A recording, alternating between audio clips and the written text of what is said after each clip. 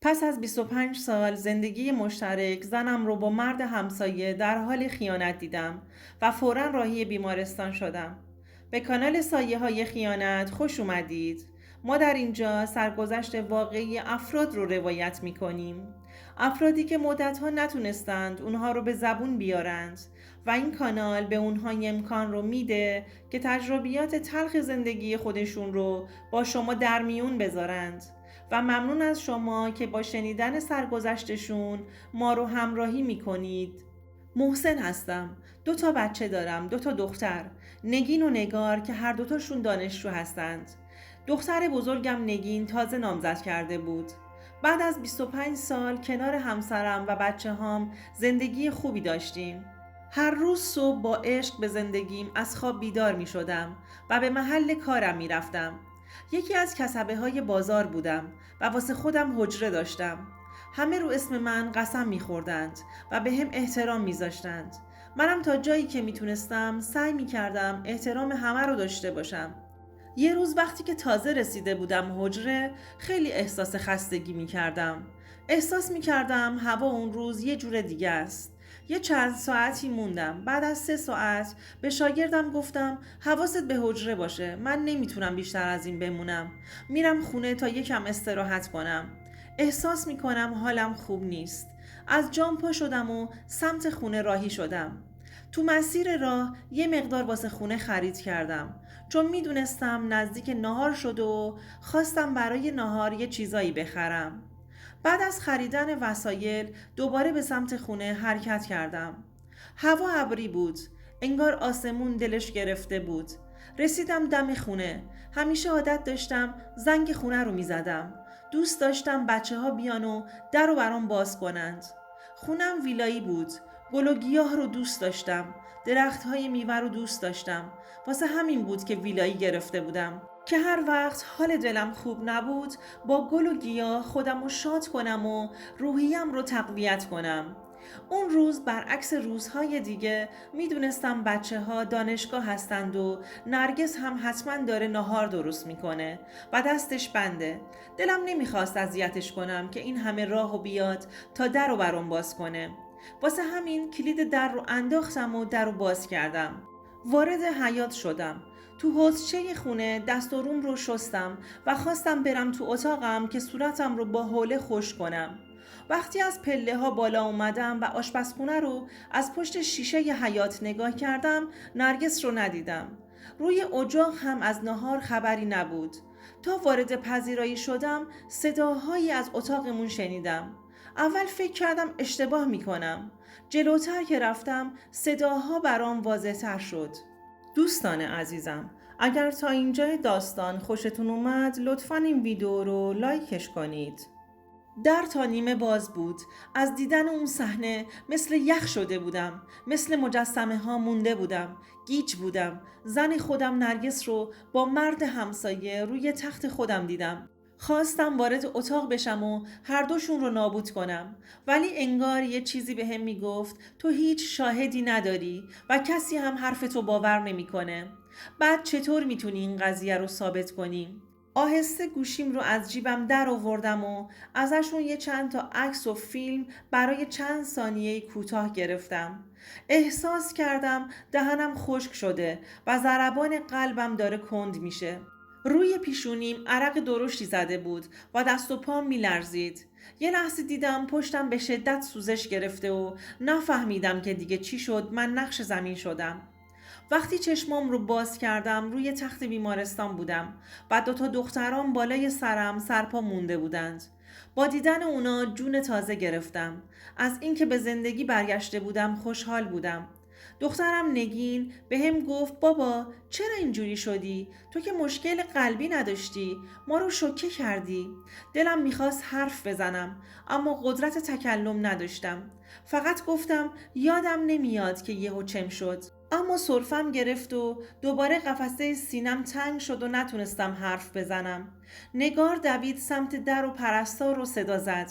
وقتی پرستار اومد اکسیژن رو به هم وصل کرد و به دخترها گفت لطفاً پدرتون رو تنها بذارید تا بتونه استراحت کنه و انرژی از دست رفتش رو دوباره به دست بیاره. بچه‌ها پیشونیم رو بوسیدن و از اتاق خارج شدند. وقتی قشنگ به هوش اومدم یاد اون لحظه افتادم. اصلا باورم نمیشد که نرگس بهم خیانت کرده باشه. آخه ما چیزی تو زندگیمون کم نداشتیم و حتی 2 تا دختر بزرگ هم داشتیم. چطور دلش اومد با زندگیمون این کارو بکنه؟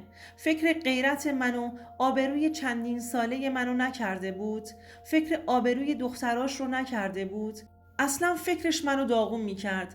چطور تو خونه من، تو اتاق من، زن من داشتم خفه میشدم. دلم نمیخواست زنده بمونم و زندگی کنم. با کدوم آبرو؟ من تو این سالها برای خودم توی بازار و تو محل آبرو کسب کرده بودم و اما حالا وسط یه سیاه چال بزرگی کرده بودم. نمیدونستم چی درسته و چی غلط. چطور ممکن بود؟ سوالی که هر لحظه هزاران بار از خودم میپرسیدم. فقط کسایی میتونن حال منو درک کنن که وضعیت مشابه منو تجربه کرده باشند. ولی وقتی که به آینده دختران فکر میکردم مجبور بودم سریعتر خوب بشم و تکلیف این زن بدتینت رو توی زندگیم مشخص کنم. چون دلم نمیخواست تو خونم باشه و دستم رو به خونش آلوده کنم. اگر مجدداً چشمم بهش میافتاد نمیدونم چه کاری دستش میدادم. از وقتی که بیمارستان بستری بودم یه بارم نیومده بود ملاقاتم. خب خودش میدونست چه گندی زده و روی اومدن رو هم نداشت. کار خوبی میکرد چون مشخص نبود منم اگر چشمم بهش میافتاد چه کار میکردم. همش فکر میکردم اون روز خدا چه قدرت و صبری بهم داده بود که کار دستشون ندادم. وقتی که دخترم دوباره با همسرش به عیادتم اومد بازم تو دلم گفتم چطور نرگس با داشتن داماد این کارو کرد؟ یعنی از دختر و دامادش خجالت نکشید؟ هر بار که به این قضیه فکر میکردم دستگاهی که به من وصل بود خطوط ضربان قلبم رو بد نشون میداد. پرستار هم بهم دارو تزریق میکرد تا آرومتر بشم. چند روز منو تو بیمارستان تحت نظر خودشون نگه داشتند. یه روز یکی از دوستای کسبه بازارم که مثل داداش بودیم وقتی که متوجه شد که چند روز حجره نرفتم بعد از پرسجوی حالم به عیادتم اومد. تا منو روی تخت بیمارستان دید حالش گرفته شد. من و رضا از کسبه های قدیمی بازار بودیم. خیلی هم پشت هم بودیم. بعد از سلام و علیک کردن بهش گفتم رضا یه سوال ازت دارم. چرا وقتی که زن من نرگس رو میدیدی چهرت به هم میریخت؟ همیشه دلم میخواست دلیل این واکنشت رو بدونم. اما هیچ وقت زمان پرسیدن این سوال برام پیش نمی اومد. رضا دستم رو گرفت و با خنده گفت چرا یه همچین احساسی کردی و برات سوال پیش اومده؟ چرا من باید وقتی زنداداشم رو میبینم به هم ریخته بشم؟ اشتباه میکنی. دستش رو محکم فشار دادم و گفتم من حسم هیچ وقت به هم دروغ نگفته و نمیگه. اگه چیزی هست که میدونم هست به هم بگو. نذار دوباره با فکر و خیال حالم رو بدتر کنم. به حرمت اون لحظه های رفاقتمون و نون و نمکی که با هم خوردیم حقیقت رو به هم بگو. رضا وقتی که دید بهش همچین قسمی دادم سرش رو پایین انداخت و گفت سالها پیش که تو حجره نشسته بودم دیدم تلفن حجره زنگ میخوره. وقتی برداشتم نرگس خانوم پشت خط بود. بهم گفت که کنتور برقمون اتصالی کرده و فیوز پرونده. هرچی هم زنگ میزنه به گوشی تو جواب نمیدی. مجبور شد که به من زنگ بزنه. بهم گفت که خودمو سریعتر بهش برسونم. منم تو مسیرم یه برقکار پیدا کردم و با خودم بردم خونه شما. وقتی کارای کنتور رو انجام دادیم و مشکل برق خونه رو حل کردیم دستمزد برقکار رو دادم و راهیش کردم. خودمم خواستم پشت سرش از خونه بیام بیرون. نرگس خانوم بعد از شنیدن بسته شدن در چادر به سر بیرون اومد و ازم پرسید کنتور برق درست شد؟ جواب دادم آره انجامش دادیم. منم با اجازهتون میرم. وسط حرفم پرید و گفت امکان نداره. بذاریم براتون یه شربت خنک درست کنم و بیارم. این همه راه به خاطر من اومدید. بذارید حداقل با یه شربت ازتون پذیرایی کنم. منم وقتی که دیدم این همه داره اصرار میکنه قبول کردم و همونجا روی پله های حیاتتون نشستم. وقتی که شربت رو برام آورد، چادرش رو از قصدی از سرش رها کرد. لباسی که پوشیده بود باز بود. منم سری چشامو دزدیدم و به زمین نگاه کردم. اولش فکر کردم که اتفاقی از سرش افتاده. وقتی که شربتم رو تند تند خوردم، ازش سری خداحافظی کردم. ولی اومد جلوی راهم ایستاد و بهم گفت که آقا رضا، من خیلی وقتی که دلم شما رو خواسته و ازتون خوشم اومده. چرا نگاهتون رو ازم میدزدید؟ بعد دستش رو روی صورتم گذاشت. تا اومد حرفای دیگه بزنه، دستش رو پس زدم و بهش گفتم حیا کنید، شما زن بهترین دوستم هستید. و سریع از خونه زدم بیرون. در و پشت سرم بستم. از اون موقع هر وقت که میدیدمش، حرکات و رفتار اون روزش یادم میومد و حالم بد میشد. وقتی که اینا رو شنیدم بهش گفتم جلوت شرمنده هستم رفیق. دلم میخواد زمین دهم باز کنه و منو ببلعه تا اینجور چیزها رو نشنوم. شیری که خوردی حلالت باشه. اگر آدم ناپاکی بودی حتما از فرصت پیش اومده استفاده می کردی. ولی تو این کار رو نکردی. ببین چه کارهایی تو این همه سال انجام داده و من تازه با خبر شدم. منی که اصلا فکر نمی کردم که زن خودم مردها رو به بهانه های مختلف بکشه داخل خونه منو باهاشون ارتباط داشته باشه. از خدا میخوام دیگه زنده نمونم. چطور میتونم سرم رو توی محل بالا بگیرم و توی بازار کاسبی کنم؟ رضا تو حرفم پرید و گفت بهت حق میدم که اینجوری بگی. ما مردها غیرت و ناموسمون برامون ارزش داره و دلمون به زن و زندگیمون خوشه. از صبح تا شب به خاطر یه لقمه نون حلال این همه تلاش میکنیم که زن و بچه تو رفاه باشند. ولی اگر زن من این کارو میکرد، من به نوبه خودم بی برو برگرد نابودش میکردم و بقیهش هم برام مهم نبود. ولی خدا رو شکر تو خوددار بودی، تونستی خودت رو کنترل کنی. عاقلانه ترین کار رو انجام دادی. بهش گفتم من با گوشیم ازشون عکس هم دارم، ولی ناراحتیم از اینه که گوشیم تو خونه مونده و ترس از این دارم که دخترام اون عکس ها رو ببینند. یه لطفی بهم میکنی بری خونه و گوشی رو برام بگیری و بیاری؟ رضا گفت چرا که نه، حتما برات انجام میدم. وقتی که اومد خداحافظی کنه و بره، دوباره بهش گفتم رضا یه خواهش دیگه هم دارم. وقتی که رفتی به اون زن بگو که دیگه حق نداره تو خونه من بمونه، تا بعد که سرپا شدم برم تکلیفش رو روشن کنم. رضا سرش رو تکون داد و رفت. بعد رفتن رضا خیلی فکر کردم، چون نرگس آدم زرنگی بود و بدون گرفتن حقش از زندگیم بیرون نمی رفت. اما من تصمیم گرفتم که با وکیلم جریان رو در میون بذارم. نمیخواستم هیچ مبلغی بهش تعلق بگیره. وقتی که وکیل ماجرا رو متوجه شد، برام درخواست طلاق رو تنظیم کرد. فردای اون روز وقتی که رضا برام گوشی رو آورد، بهم گفت به زنش گفتم که باید خونه رو ترک کنه، اما اون قبول نکرد و جبهه گرفت. بهش گفتم که زیاد اصرار به موندن نکنه، چون که ازش فیلم و عکس داری. وقتی که اینا رو شنید ساکت شد و رفت تو اتاقش. منم اومدم بیرون از خونه که بیام اینجا پیشت. بهش گفتم آره منم با وکیل حرف زدم. اونم گفت که خیلی سریع کارها رو انجام میده. رضا بعد از 1-2 روز متوجه شد که نرگس خونه مادرش رفته و اونجا مونده. نرگس به خانوادش گفته بود که دلتنگشون شده و چند روزی رو میخواد کنارشون بمونه. منم تو این مدت از بیمارستان مرخص شدم و برگشتم خونه. اما وقتی رسیدم جلوی اتاقم دوباره اون صحنه جلوی چشام ظاهر شد. حالم از اون خونه به هم میخورد. هوای خونه واسم سنگین شده بود.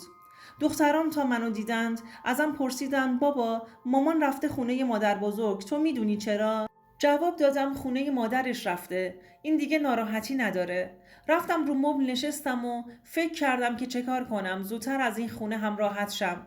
به بنگاه سر کوچمون زنگ زدم و خونه رو گذاشتم واسه فروش، چون اصلا زندگی کردن تو اون شرایط برام ممکن نبود. بچه ها وقتی با تلفن واسه فروش خونه حرف می زدم صدام رو شنیدند و بعد از اینکه حرفم تموم شد ازم پرسیدند بابا میخوای خونه رو بفروشی؟ گفتم آره، اینجا حیاتش بزرگه و همیشه کف حیات پر از برگ و خاشاک میشه. گل و گیاه رسیدگی میخواد. منم که الان اینجوری شدم و سخته برام. میخوام یه واحد آپارتمان بخرم. اونجوری بهتره. بچه ها رو قانع کردم که دیگه سوالی ازم نپرسند. بعد از چند روز پدر نرگس به هم زنگ زد و ازم پرسید سابقه نداره که نرگس بخواد بیشتر از یه روز خونه ما بمونه. همش میگفت فکرم پیش بچه ها و رضاست که چی میخوان بخورند. ولی الان هیچی نمیگه. شما بحثتون شده؟ منم که مثل اسپند رو آتیش بودم دیگه نتونستم خودم رو نگه دارم و همه چی رو برای پدرش تعریف کردم. بنده خدا اون سمت گوشی ساکت مونده بود و صداش در نمی اومد. در آخر حرف هم بهم گفت دختر من این کارا رو کرده؟ چطور ممکنه؟ گفتم بله، خودم هم باور نمی کردم، ولی متاسفانه یه همچین آدمی بوده و من خبر نداشتم. همونجا بمونه تا طلاقش رو بدم دستش. پدرش با شرمندگی گوشی رو قطع کرد. روز دادگاه رسیده بود. من همراه وکیلم به دادگاه رفتم. تو راهرو منتظر نوبتمون بودیم که نرگس هم اومد. تا منو دید اومد جلو و گفت محسن غلط کردم، منو ببخش، به خاطر زندگیمون و دخترامون ازم بگذر. اما گوشم بدهکار نبود. از کنارش به سادگی رد شدم و رفتم جلوی در سرپا موندم که ما رو صدا زدن. وارد اتاق قاضی شدیم. وکیل دلیل جداییمون رو برای قاضی با مدرک عنوان کرد و بدون اینکه قاضی نظر نرگس رو نسبت به طلاق بپرسه سریع با دیدن فیلم و عکس ها حکم رو صادر کرد. نرگس از گرفتن مهریه هم بی بهره موند. وقتی که از اتاق اومدیم بیرون دنبالم دوید و گفت این همه تو زندگیت زحمت کشیدم و عمرم رو گذاشتم. بچه ها رو بزرگ کردم. یعنی تو همه اینا رو نادیده میگیری و منو دست خالی میفرستی که برم؟ بهش با خشم نگاه کردم و گفتم تو که اینا رو میدونستی چرا خیانت کردی و آبرو و غیرت منو زیر پا گذاشتی؟ خودت با خودت این کارو کردی و دست خالی رونده شدی. بچه ها هم پیش تو نمیمونند تا مثل تو بشن و آبروشون در خطر باشه. بچه ها با من دنیای زیباتری دارند. تو لایق من و دخترام و این زندگی نبودی. اینو گفتم و بدون اینکه به پشت سرم نگاه کنم به راهم ادامه دادم. الان چند سال از جداییمون میگذره و من کنار دخترام زندگی آروم و شادی دارم. خوشحالم که لکه ننگ رو از زندگیم پاک کردم. دوستان عزیزم، اگر شما هم به این نوع سبک از محتواها علاقه‌مند هستید، این ویدیو برای تو هستش. لطفاً برای دیدن ویدیوهای بیشتر ما رو سابسکرایب کنید و ممنون که تا انتهای این ویدیو با ما همراه بودید.